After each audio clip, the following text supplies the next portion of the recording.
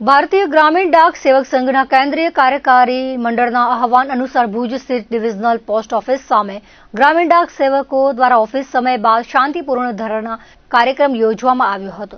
ગ્રામીણ વિસ્તારોમાં ડાક સેવા પહોંચાડનાર કર્મચારીઓની વર્ષોથી ચાલતી માંગોને લઈને ધરણા યોજાયા હતા, જેમાં મોટી સંખ્યામાં જીડીએસ તેમજ બીપીએમ કર્મચારીઓ જોડાયા હતા।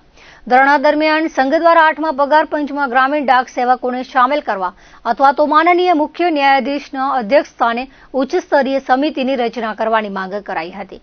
સાથે જ ટાર્ગેટના દબાણને કારણે કર્મચારીઓને પરેશાન ન કરવામાં આવે, તેમની જગ્યાએ મર્જ કરીને કામનો ભાર ન વધારવામાં આવે અને ગ્રામીણ ડાક સેવકોના હિતમાં વ્યવસ્થિત નીતિ ઘડવામાં આવે તેવી સ્પષ્ટ રજૂઆત કરવામાં આવી હતી।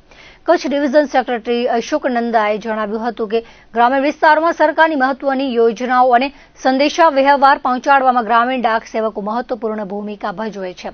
તેમ છતાં તેમને પૂરતી સુવિધા, સુરક્ષા અને વેતન મળતું નથી। જો સરકાર અને વિભાગ દ્વારા તેમની માંગોને ગંભીરતાથી ધ્યાનમાં લેવામાં નહીં આવે તો આગામી સમયમાં વધુ આંદોલનાત્મક કાર્યક્રમો યોજવાની ચેતવણી પણ આપવામાં આવી હતી। અને અમારી આજે ઉપલા લેવલ આદેશ પ્રમાણે ધરણાનું આયોજન કરેલું હતું। એમાં અમારી મુખ્ય માંગો જે અત્યારે 8મું પગાર પંચ બેસાડવામાં એમાં ઇન્ક્લુડ કરવા માટેનો અથવા જજી સમિતિ બેસાડવા માટેની માંગણી છે। બીજી માંગણી છે કે અત્યારે જે કામ કરી થાય છે એના સિવાય વધારાની કામગીરી કરાવીને જે પગાર સ્ટોપ કરવામાં આવે છે એના માટેનું છે। ત્રીજો છે જે જગ્યા રેન્ટ કરવામાં આવે છે એમાં મુખ્ય માંગણી છે।